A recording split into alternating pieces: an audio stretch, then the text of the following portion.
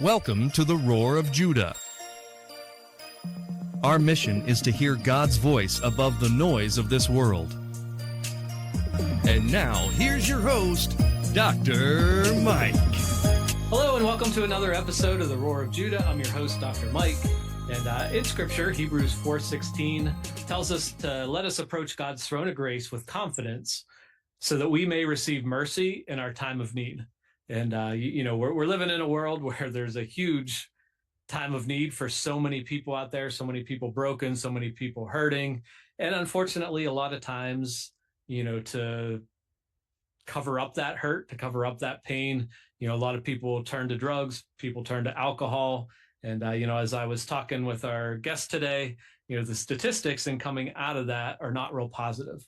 But he was able to find a way through God's grace, through his mercy, and can't wait to hear his story. So I'm excited to introduce you to you today, our guest today, Ryan Wickline. Hi, Ryan. Hey, Mike, how you doing? I'm doing good. So I know you're in Ohio. Weather pretty good there today? Today it is. Yep. we went Today from like it is. a week last week at one point it was snowing on Monday. Last week, Monday, it was snowing. Yep. And then, it was bad up until, Thursday? Yeah. It's probably confusing because these are taped about a month before they go. But same in Pennsylvania, about less than 2 weeks ago, we had 71-degree day. And then last Monday, school was canceled. Yeah. Because of snow and ice. So yeah, I'm ready for April to roll around. And actually, when we view this video, it's going to be April, and hopefully it's back to 70-some degrees out there. But I'd love to have you just share anything about your current life situation, where you're living, anything you want to share about yourself. So I live in a small town in Ohio called Wapakoneta. So if no one's ever heard of it, really, it's the home of Neil Armstrong. There's much really to do there, but it's about me living here in a small town, getting ready to probably move to someplace warm. Yeah, there you go. down south somewhere, I assume. Yeah, probably maybe Texas or Georgia or Arizona. Okay, yeah, at least you're avoiding the hurricanes in those places. Yeah, no more snow for me. I've done it enough. Yeah, I guess Georgia probably gets some hurricanes, but not so much in Texas and Arizona. Yeah. So, all right. So, like I said, one of the big parts of this channel and podcast is people's story times. And, we believe everybody has a story that declares God's glory. And I know you have a pretty powerful one. And so I'm just going to turn it over to you and let you run with your story. Awesome. Thank you. So I was addicted to pretty much cocaine and methamphetamines. So my addiction to cocaine started probably when I was about 18 years old. I'm 44 now. And that addiction lasted almost probably 18 years. I struggled with the cocaine addiction, off on. Alcohol had mixed in there. When my dad died, I tried meth for the first time. And that grabbed a hold of me. And through that process, and I found God. Well, actually, God kind of found me because I was a mess. I was coaching wrestling there and with my brothers, and they seen how bad I was. They told me, if you don't go get help, we're not going to let you help with these kids. We can't let you around them. Because I went from, my weight was probably about 185. Normally I walk around about 180. I'd lost 30 to 40 pounds in a month and a half being in active addiction to meth. And it really grabbed a hold of me. So I did like every other normal person would do. I went to a rehab center thinking I was going to get clean. Well, in that rehab center, there was one thing positive that came out of there. We do this program called Celebrate Recovery. And going through the steps. And every time we'd read them steps, I can't explain it, but that was the only time my heart felt clean. Every other time, everything else they gave me, I thought I could do everything on my own, fight this addiction on my own. And look how bang of a job I've been doing for 18 years, like 16 years, trying to fight an active addiction. It wasn't going very well trying to do it on my own. Well, I ended up coming back from that rehab center, and within a week, I'd relapsed. And I started spiraling more and more out of control. But by the grace of God, He kind of led me back to Him and helped me clean up my life. And today I can say I'm 6 years clean, almost close to 7, a little bit closer to 7. I think I'm about 6.5 years clean and sober from alcohol, drugs, everything.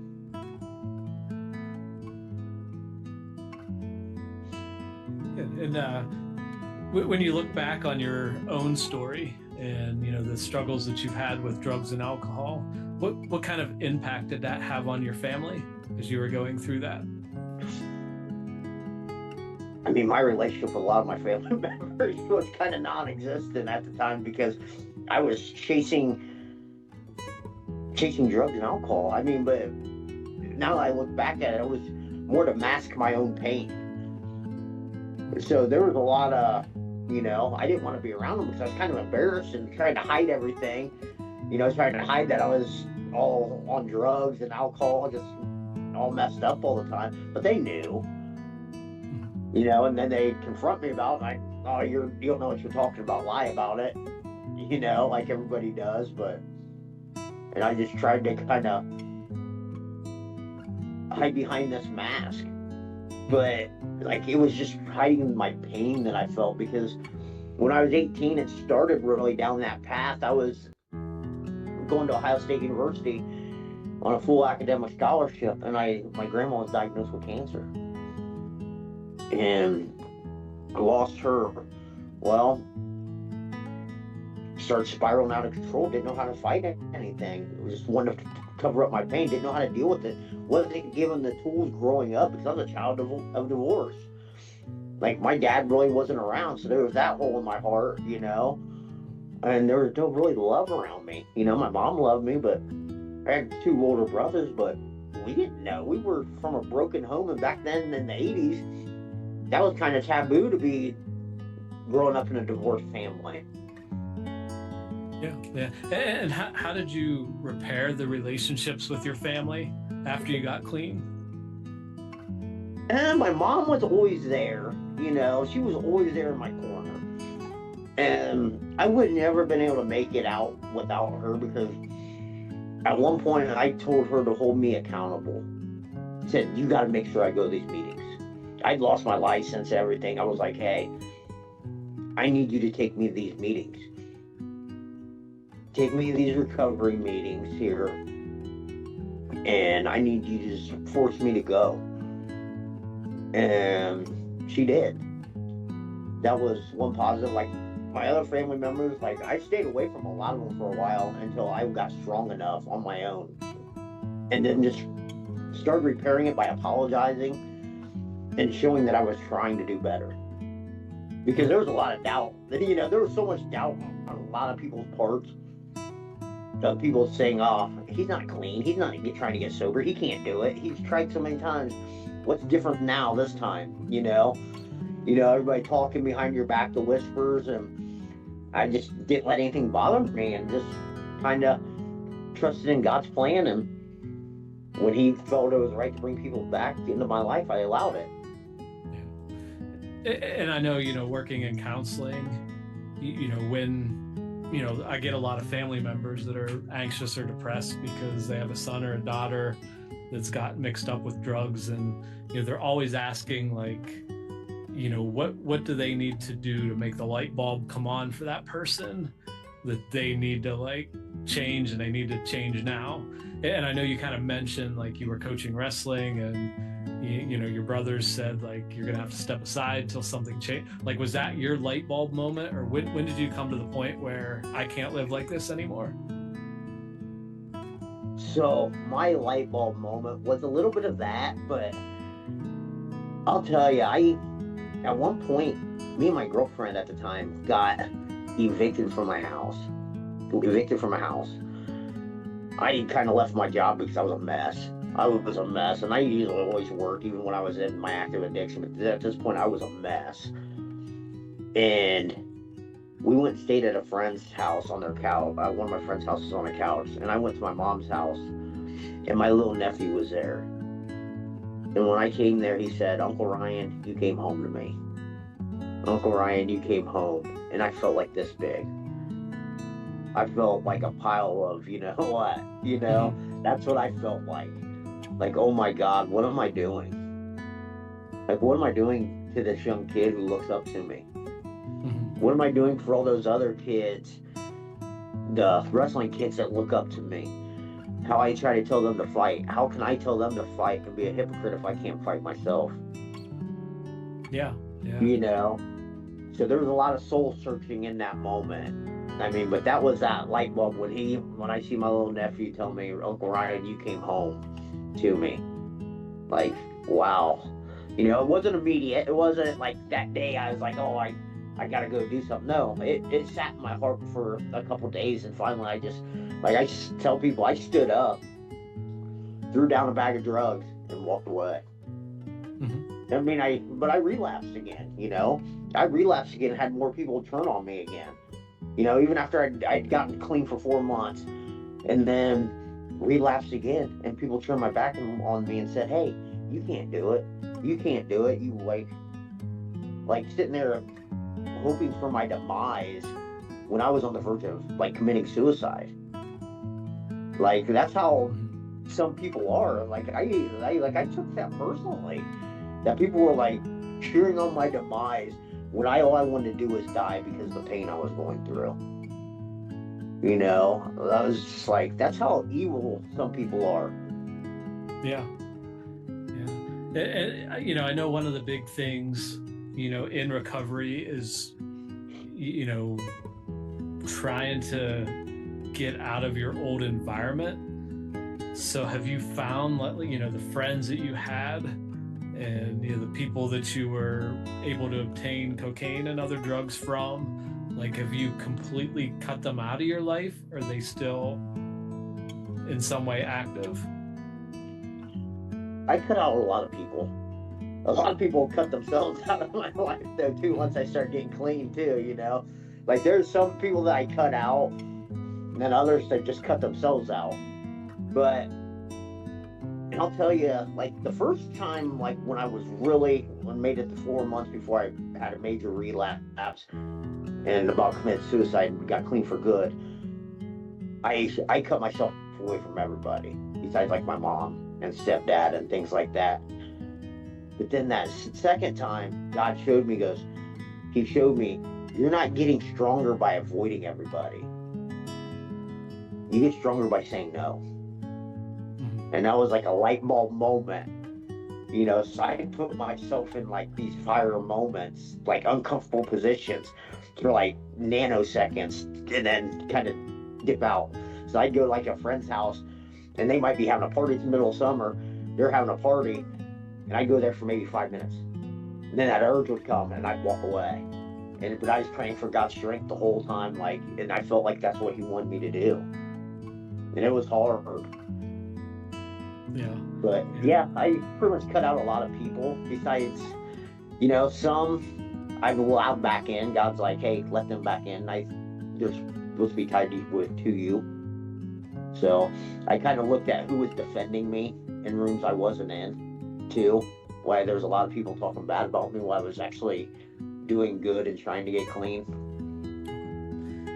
And how do you see, like, in your recovery, like, what part did God play in that? He played everything. I would have been dead without Him. At one point, I knew I was either going to end up in prison or be dead. Either die from an overdose or suicide. That's how bad I was at that point. Just dealing with my own mess and garbage that I had neglected for years. And when I first started getting clean, He showed me it wasn't I needed to upgrade my mind. It was my mindset that was stopping everything. My mindset and my daily habits. Mm-hmm. So he played a huge role in that, and then showed me how to actually fight, what spiritual warfare really was. Yeah, yeah. And you know, how did the church, you know, as you were going through all this, you know, I know as a former like pastor that, you know, that's always a struggle, like when, you know, somebody's in active addiction, like, you know, what to do when they show up at the doors. You know, earlier I had on a pastor whose son was addicted to drugs and showed up at church one Sunday and stole the entire offering. So you know, it's hard sometimes for the church to find a balance between boundaries and love. So as you were going through what you were dealing with, was the church a help, or where was the church as you were struggling? So, like, I grew up Catholic. So, in my whole introduction to religion was, you go to church, go to mass every Sunday. That's it. That makes you a good person. You go to church every Sunday because that's what you do. Well, they forgot the one foundational part. It was you need a relationship with God. You know, it's all about having a relationship with Jesus, letting him into your life. Not you just have to go do these obligations. So that was my whole introduction to everything. But I always believed in God. I mean, through everything, I always believed in God, and I ended up walking away about the time I was like 13 from all the stuff. You know, stopped going to church, mass, all that stuff, and it would happen that, like, the Celebrate Recovery meetings I started going to, the pastor there was one of my old wrestling coaches. So they kind of welcomed me in and everything, because they were actually pretty good people. But when I relapsed at one time, they kind of shooed me away and like, hey, we don't want you. Like, they thought I was like, they couldn't help that I was a lost cause. Yeah. You know, they thought I was a lost cause. But like I said, that pastor, he never gave up on me. Like, I remember him standing in front of people saying, that's one of my boys, you know. He's one of my boys because he grew up in front of my eyes, you know. He was like one of my kids, you know. So I am still Catholic, and I can tell you that the people there welcomed me in with open arms. Good. The priest, everybody welcomed me in with open arms. They couldn't believe. At first, they were just kind of excited to have somebody young, so interested in their faith. Because, like, at one point, I felt like I was just a sponge. I would show up to stuff and just wanted to learn about my faith, learn about why everybody does this, why do you do this? You know, so I showed up to all these, like, meetings, workshops, everything, and people were just like, man, you know, Catholicism was kind of dead. You know, it's all a bunch of older people and no younger generation of people. So they were like I said, they welcomed me in with open arms. Good. And you know, from my understanding, you've now used your story to help encourage others. So first off, you have a podcast. Can you tell us the name of that and what it's all about? So my podcast is called Through the Fire, and it's basically about showing people who've overcome things, because we've all been dealt a bad hand at life and had to overcome something. Mm-hmm. So it's about showcasing people and their stories about overcoming to accomplishing big things. Because one thing I realized when I was coaching kids was a lot of people don't believe they can do something. And a lot of the times that's things with the kids stems from their parents, who kind of put them limiting beliefs in their head of like, oh, poor pity me, we're just these type of people. It's like, no, you can accomplish anything you want to in life. Look at me. Like, who'd ever thought, you know, that a former drug addict in as bad shape as I was in could be doing a podcast, could be coaching kids, be allowed around kids to go help them and been successful at it, you know? Yeah. And so people can find that. Is it just an audio podcast? Are you on YouTube as well? I'm on YouTube and Rumble. Okay. So Through the Fire, just like it sounds, Through the Fire. Yeah. Perfect. And then you also have some type of coaching that you do to help people? Yeah, so I started out, like I said, as a wrestling coach, and then I switched. In that process, I became more of a mindset coach. So I used everything that I went through my addictions and how I started upgrading my mindset, battling through that addiction to helping these kids accomplish big goals in life. And next thing you know, I'm working with athletes from all over the state of Ohio and then others from other states even. Okay. Good. So And if now I'm people, branching off to work with business people. okay. And if people's interested in learning more about your coaching business, what would be the best way to get in touch with you? So I would either say probably send me a direct message, get a hold of me on Facebook, Ryan Wickline, or my email is throughthefire81@gmail.com. Perfect. And I appreciate your encouragement for people and, for being one of the minority success stories in overcoming addiction and, continued prayers. I know it's not something that just disappears ever. And, you have to walk by faith and trust God every step of the way, and continued prayers for your coaching business and your podcast and YouTube channel. And hopefully God's got great things in store. Well, I shouldn't say hopefully. I know God's got great things in store for you. And, we'll be excited to see where God leads you. Okay, thank you so much. Absolutely. Nice to meet you, Ryan. Nice to meet you. Thanks so much for watching this episode of the Roar of Judah Show with Dr. Mike. I hope you were inspired and encouraged to grow in your own faith. Please follow us online. We're on YouTube, Facebook, TikTok, Instagram, your favorite podcast platform, all under Roar of Judah Show. Also, we'd love to hear from our viewers. Leave a comment. If you want to email us, we're roarofjudahshow@gmail.com. You can also visit us online. The website is www.roarofjudahshow.com. On there's a link to our online store. I'm a licensed professional counselor. I specialize in anxiety treatment. You can find my Freedom from Anxiety video program that's already helped thousands of people. Also, I have a 90-day Freedom from Anxiety devotional book. We also have all kinds of merchandise to help you share your faith, and I hope you'll check that out. We also believe that we all have a story that declares God's glory. If you'd like to be a guest on this show, we'd love to have you. On the website, towards the bottom, there's a little form that you can fill out, and we would love to hear your story. So may the Lord bless you. May the Lord keep you. May his face shine upon you as you let your light shine, so others would see your good deeds and worship your Father in heaven. This is Dr. Mike signing off. Until next time.